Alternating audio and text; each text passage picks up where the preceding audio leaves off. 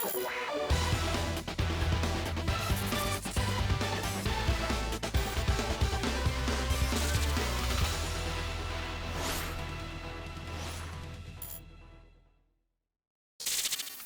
everyone, how are you doing? This is MD Tech here with another quick tutorial. In today's tutorial, I'm going to show you guys how to create an automatic shutdown request on your Windows computer. So if you want to create a task for this tutorial will be for you. So without further ado, let's jump right into it. And we're going to start by opening up the Start menu. And you want to type in Task Scheduler. Best match should say Task Scheduler. You want to left click on that once to open it up. And now you want to left click on create basic task on the right side here. So left click on that. And now you can name it whatever you want in here. So you can say auto shutdown.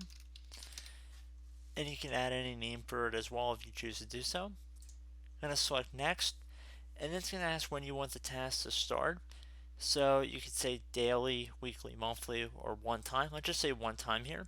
And then I'm going to left click on next again. So at this point, you would enter what time you'd want your computer to shut down. So again, really doesn't matter, just whenever you want to do it. And then you want to left click on next. And then you're going to get an action thing. It's going to say what action you want the task to perform. Left click on start a program, and then left click on next. And now where it says program script, left click on browse right here.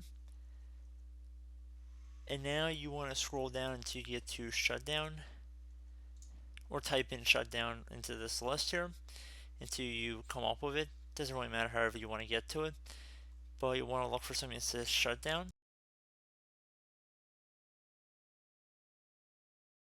right here, and you just want to left click on OK. And now into add arguments optional, you want to click inside this box here, do a /s, and then another space /f.